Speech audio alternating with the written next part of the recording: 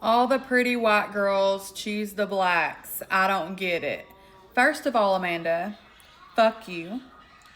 Second off, them blacks gave me beautiful children.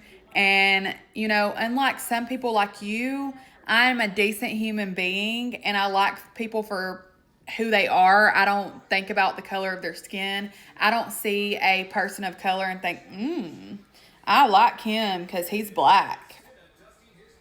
First of all, they're not black, they're brown. And you're just disgusting. I have two beautiful mixed boys.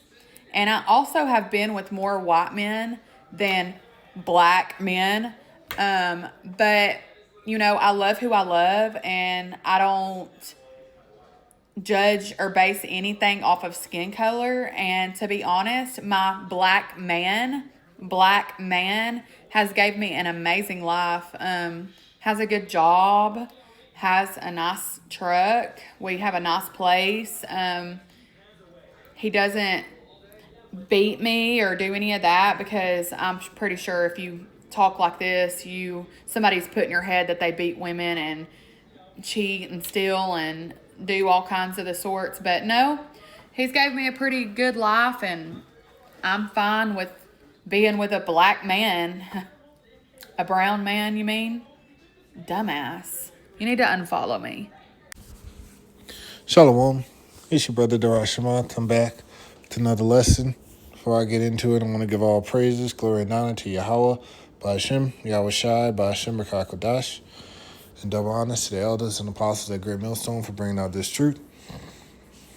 Shalom. This one, I want to say shalom to the hopeful elect, which includes 144,000, the rest of the 1/3, including those speckled bird Israelites who may look like the other nations but are not, and those scattered all around the world.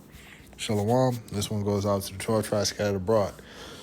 This one is going to be called Their Skin is Brown. Okay?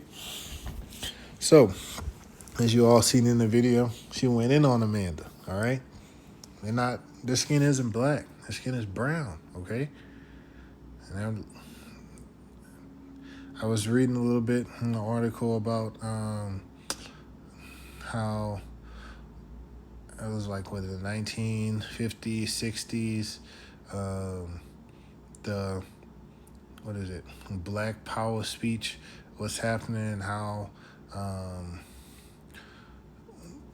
black got the predominance over Negro during that time, and the author was like, there was some issue because there was like negative connotations to the word black, but they just kind of like puffed it up for it to be, just to focus on like, a more positive aspect to it, and people just ate it up after that.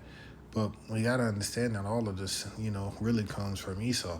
All those civil rights leaders and all of those things like that, man, Esau was behind the scenes in some way pulling the strings, okay?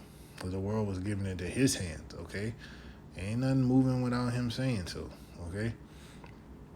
So, this is Psalms chapter 50 and verse 58 and verse 6 and 3. Let's lock it. Psalms 58 and 3. The wicked are estranged from the womb. They go astray as soon as they be born, speaking lies. All right? So who are the wicked? These Edomites, okay? That's Esau, Edom, all right? They are the wicked. They speak lies. They know our skin ain't black, okay?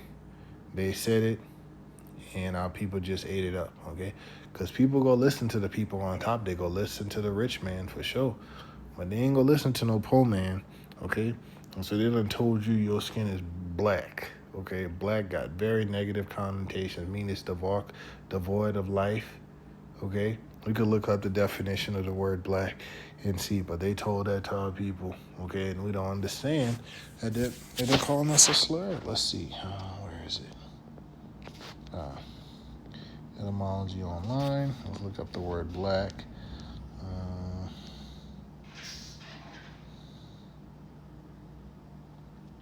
Black was used of dark-skinned people in Old English, of coffee with nothing added, attested by 1796.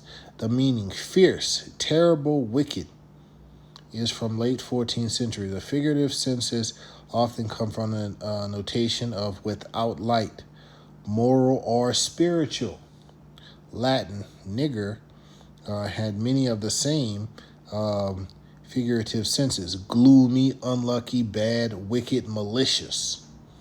Okay, the metaphoric use of the Greek word milas, however, tended to reflect the notion of shrouded in darkness, overcast.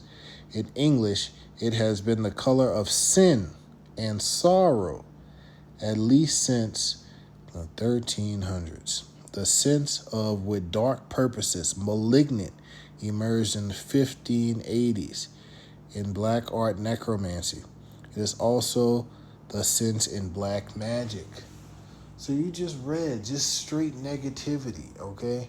And that's what we end up calling ourselves, okay? Every time we say, oh, I'm a black person, I'm black and I'm proud. Black, black, black. I'm black. No, your skin is brown. And that lady said it right, okay? They're not black. They're brown. Okay? Go pick up a brown crayon. Go draw on the paper and look at it. Then pick up a black crayon and draw on the paper and look at it. You don't match the black one, okay? It's time to wake up. Come out of that. Why the hell you being proud, calling yourself a slur, okay? Black and nigger are slurs, okay? They're slurs. One, you just ate it up and accepted it and allowed everybody to call you that. The other one, you still ate it up and use it, but you don't allow everybody to call you it. All right? That's the only difference. Now, let's go back. Let's just look at the word white. Let's see. Middle English, from Old English, white is bright, radiant, clear, fair. Okay? So you don't have much in there. It says the meaning morally pure was in Old English. Now we know damn well these Edomites who call themselves white is not morally pure.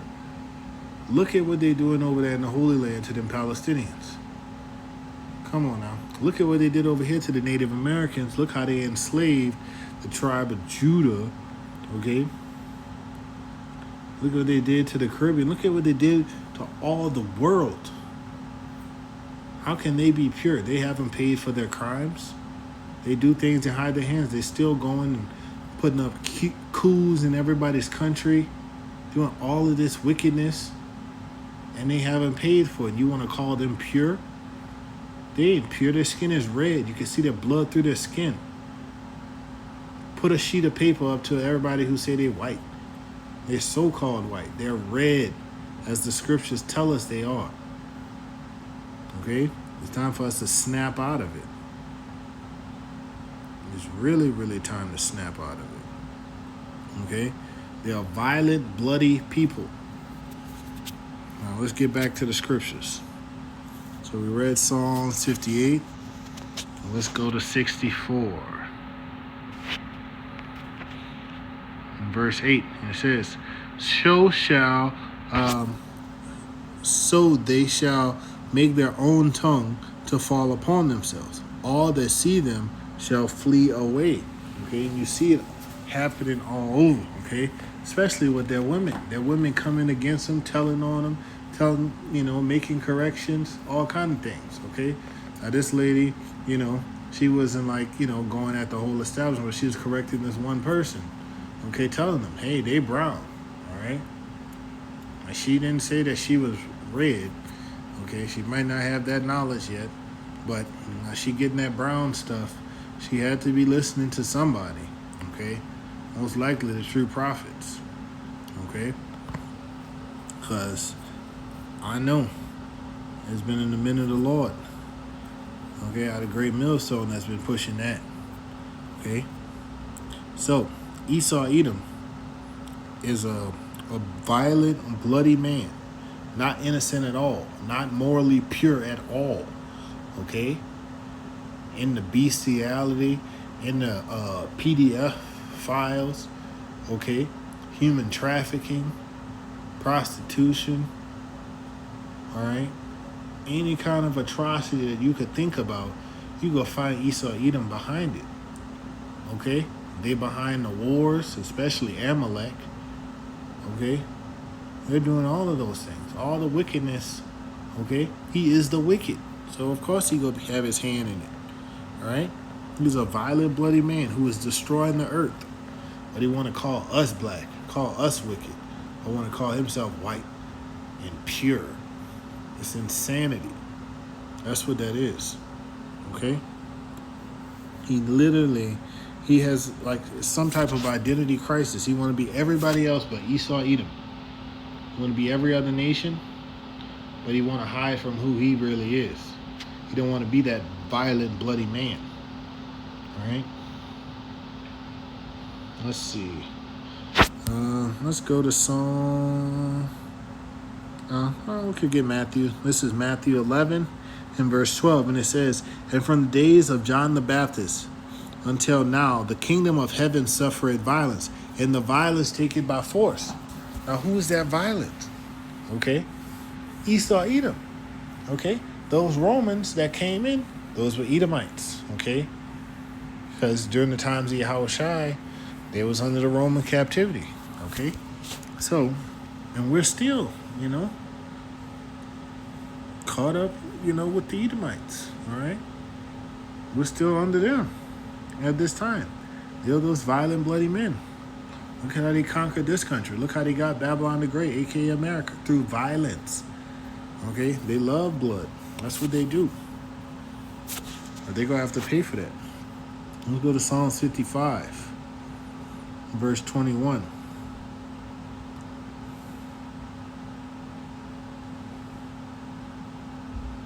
Let's see. "The words of his mouth were smoother than butter, but war was in his heart. His words were softer than oil, yet were they drawn swords." Okay, every agreement that this man had with the Native Americans, he broke it. All right?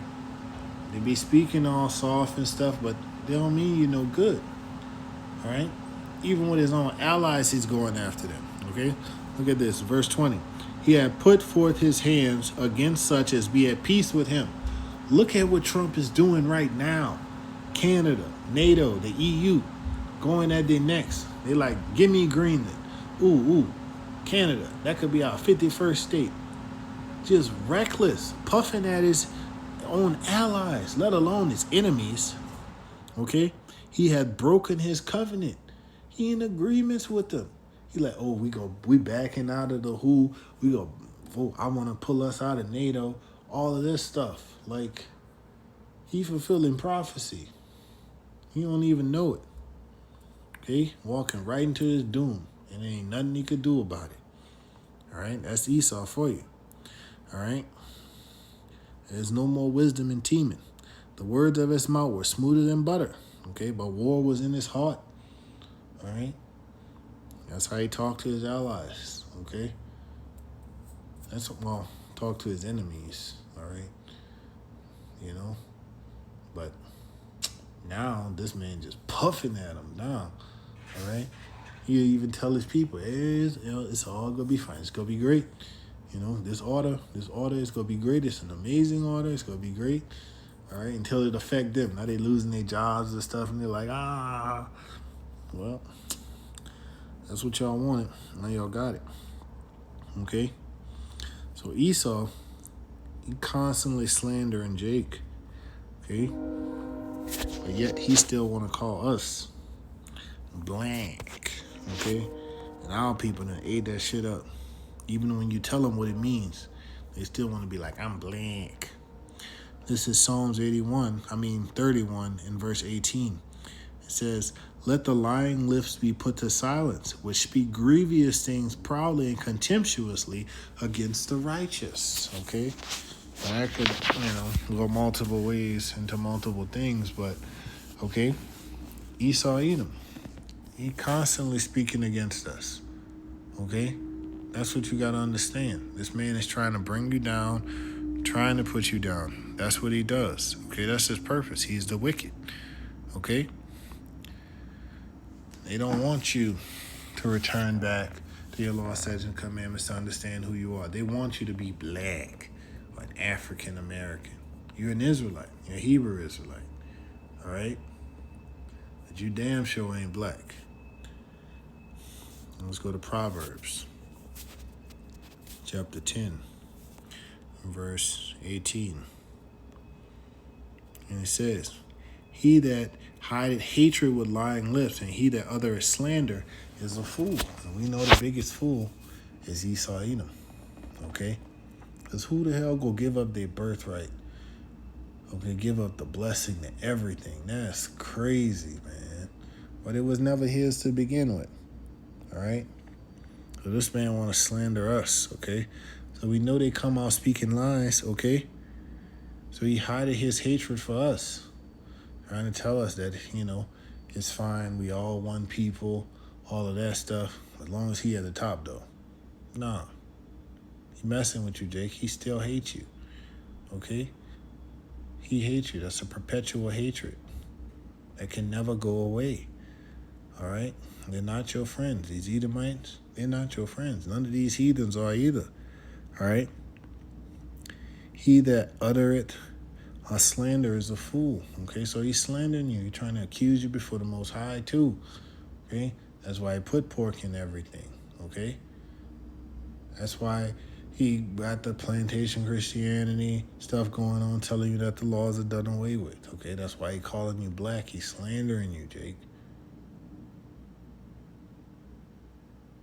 That's what he does. He's trying to say that you're wicked, but he's the wicked, all right? But he's calling himself pure, lying to himself, got himself believing it. But don't you believe it? Let's go to Ezekiel. It's Ezekiel 35. Yeah. Ezekiel 35:5. Because thou hast had a perpetual hatred and hast shed the blood of the children of Israel by the force of the sword in the time of their calamity and in the time that their iniquity had an end.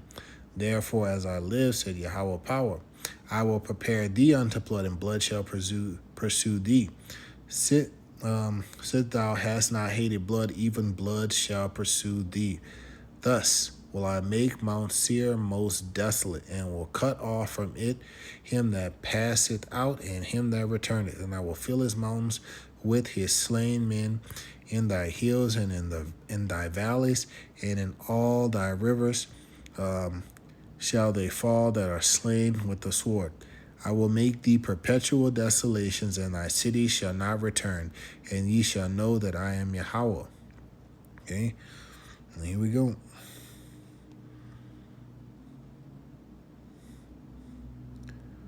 So we know that's Esau Edom. He gonna get that punishment. But let's get one more precept. All right? I said he was a fool. This is Psalm chapter 14 and verse 1. To the chief musician, a psalm of David. The fool has said in his heart, there is no power. They are corrupt. They have done abominable works. There is none that do it good. Okay? Now, this could be taken to talk about Israelites and the heathen, including Esau too. But Esau a fool, okay? All right? Because a lot of them do believe that there is no power, that there is no God, all right? They think that they are gods themselves, but they're not. They are nothing. They're the basis of men. All right?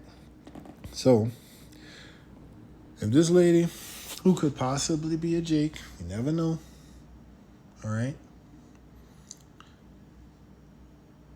If she could understand it, but she do look like an Edomite.